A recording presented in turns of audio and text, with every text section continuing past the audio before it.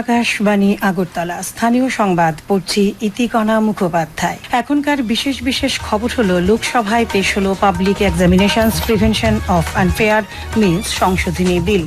মুখ্যমন্ত্রী অধ্যাপক ডাক্তার মানিক শাহ প্রশাসনিক কাজে স্বচ্ছতা নিশ্চিত করতে রাজস্ব দপ্তরকে নির্দেশ দিয়েছেন।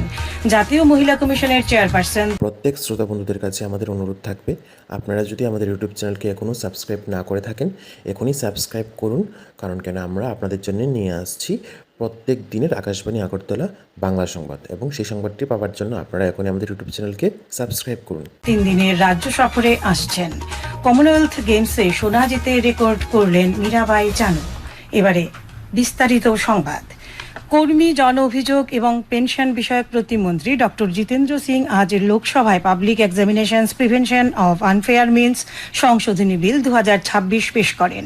এই সংশোধনী বিলে বেশ কিছু গুরুত্বপূর্ণ বিধান অন্তর্ভুক্ত করা হয়েছে, যার মধ্যে রয়েছে কঠোর শাস্তি, যেমন 10 বছর পর্যন্ত কারাদণ্ড, 10 কোটি টাকা পর্যন্ত জরিমানা এবং দোষী সাব্যস্ত অপরাধীদের সম্পত্তি বাজেয়াপ্ত করার বিধান। মামলার দ্রুত নিষ্পত্তি নিশ্চিত করার জন্য এই আইনে প্রতিটি রাজ্য সরকার এবং কেন্দ্রশাসিত অঞ্চলের প্রশাসনকে বিশেষ ফাস্ট ট্র্যাক আদালত স্থাপনের নির্দেশ দেওয়ার সংস্থান রয়েছে। এতে আরও বলা হয়েছে, থানায় তথ্য নথিভুক্ত হওয়ার তারিখ থেকে 2 মাসের মধ্যে অপরাধের তদন্ত অবশ্যই সম্পন্ন করতে হবে। অভিযোগপত্র দাখিলের তারিখ থেকে 3 মাসের মধ্যে বিচার কার্য শেষ করতে হবে। উল্লেখ্য, বিরোধীদের হট্টগোলের কারণে লোকসভা অধিবেশন আগামীকাল সকাল 11টা পর্যন্ত মুলতুবি হয়ে যায়। প্রধানমন্ত্রী নরেন্দ্র মোদী প্রখ্যাত প্রযুক্তি বিশেষজ্ঞ নন্দন লিকোলানির নেতৃত্বে পরীক্ষা সংস্কারের জন্য একটি উচ্চ ক্ষমতা সম্পন্ন টাস্ক ফোর্স গঠনের ঘোষণা করেছেন।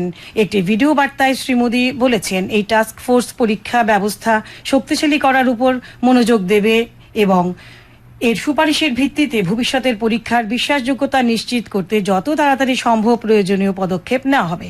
প্রধানমন্ত্রী বলেন, দেশের পরীক্ষা ব্যবস্থাকে অবশ্যই বিশ্বাসযোগ্য, স্বচ্ছ হতে হবে এবং প্রযুক্তিকে সর্বোচ্চ পরিমাণে কাজে লাগাতে হবে। আজ প্রাক্তন রাষ্ট্রপতি ও প্রখ্যাত বিজ্ঞানী ডক্টর এপিজে আব্দুল কালামের মৃত্যুবার্ষিকীতে দেশ জুড়ে তাঁকে শ্রদ্ধা জ্ঞাপন করা হচ্ছে। ভারতের মহাকাশ ও ক্ষেপণাস্ত্র উন্নয়ন কর্মসূচিতে তিনি গুরুত্বপূর্ণ ভূমিকা পালন করেছিলেন। ডক্টর আব্দুল কালাম ভারতের মিসাইল ম্যান নামেও পরিচিত। লোকসভার স্পিকার ওম বিড়লা, কেন্দ্রীয় স্বরাষ্ট্রমন্ত্রী অমিত শাহ, প্রাক্তন রাষ্ট্রপতি এবং ভারতরত্ন ডক্টর এপিজে আব্দুল কালামের মৃত্যুবার্ষিকীতে তাঁকে শ্রদ্ধা জানিয়েছেন। স্বরাষ্ট্রমন্ত্রী ডক্টর এপিজে আব্দুল কালামকে ভারতের মহাকাশ ও ক্ষেপণাস্ত্র কর্মসূচির স্থপতি বলে অভিহিত করেছেন। মুখ্যমন্ত্রী অধ্যাপক ডাক্তার মানিক শাহ প্রশাসনিক কাজে স্বচ্ছতা ও জবাবদিহিতা নিশ্চিত করার জন্য রাজস্ব দপ্তরকে নির্দেশ দিয়েছেন। আজ আগরতলার টিআইএফটির কনফারেন্স হলে এক পর্যালোচনা বৈঠকে তিনি এই নির্দেশ দেন। বৈঠকে স্বয়ংক্রিয় ভূমি নামজারি বা মিউটেশন, আগরতলায় নকশা প্রকল্পের পর্যালোচনা, ভূনকশার আওতায় আধুনিক ডিজিটাল পদ্ধতি অবলম্বন, অনিষ্পন্ন প্লটগুলোর সীমানা নির্ধারণ, সার্কেল রেট যৌক্তিকীকরণ এবং আধুনিক সরঞ্জাম ব্যবহার করে বনভূমির পাট্টাভুক্ত জমির সীমানা নির্ধারণ ইত্যাদি বিষয় নিয়ে পর্যালোচনা করা হয়।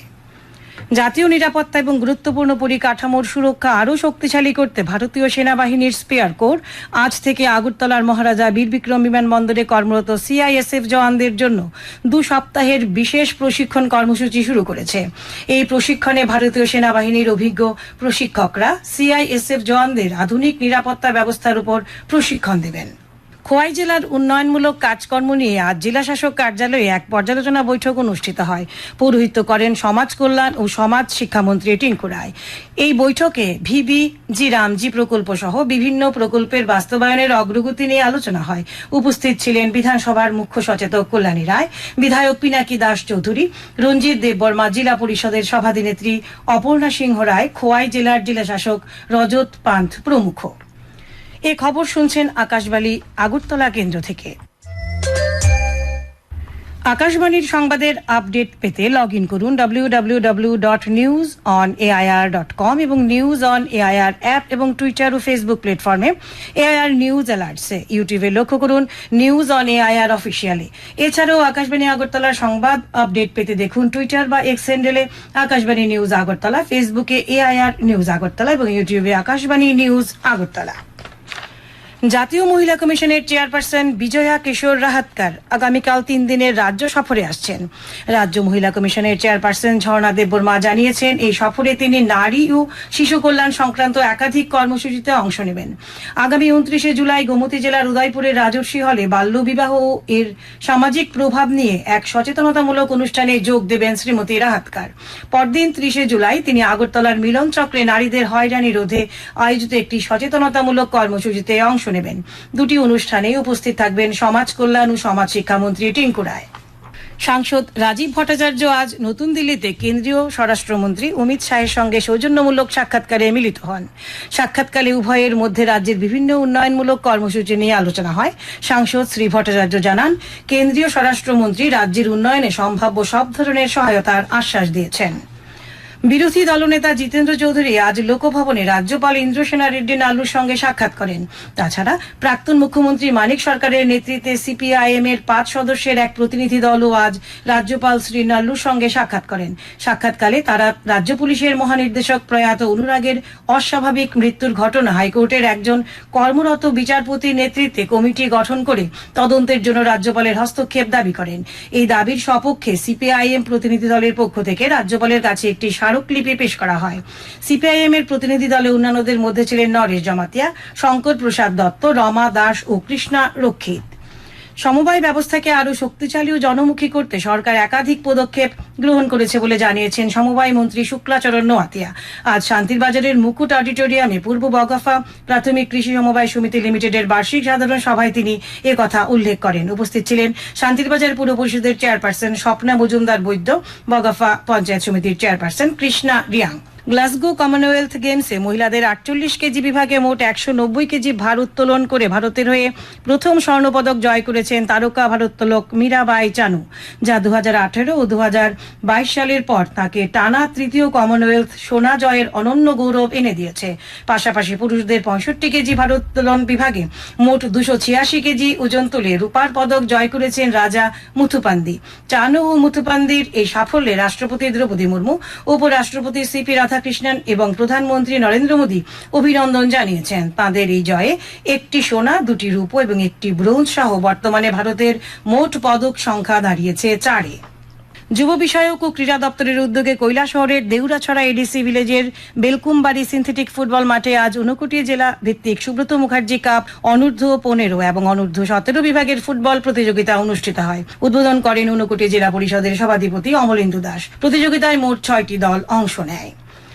উত্তর পশ্চিম বঙ্গোপসাগরে একটি নিম্নচাপ ঘনীভূত হয়েছে, তা আগামী 24 ঘন্টার মধ্যে গভীর নিম্নচাপে পরিণত হওয়ার সম্ভাবনা রয়েছে।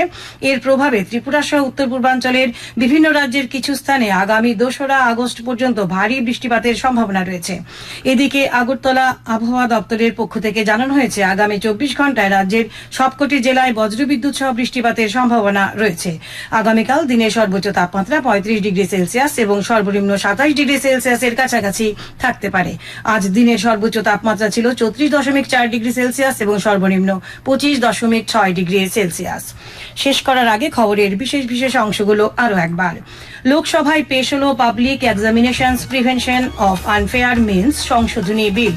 মুখ্যমন্ত্রী অধ্যাপক ডাক্তার মানিক শাহ প্রশাসনিক কাজে স্বচ্ছতা নিশ্চিত করতে রাজস্ব দপ্তরকে নির্দেশ দিয়েছেন। জাতীয় মহিলা কমিশনের চেয়ারপারসন 3 দিনের রাজ্য সফরে আসছেন।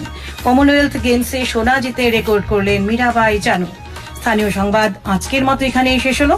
পরবর্তী বাংলা স্থানীয় সংবাদ প্রচারিত হবে আগামীকাল সকাল 7:35 মিনিটে।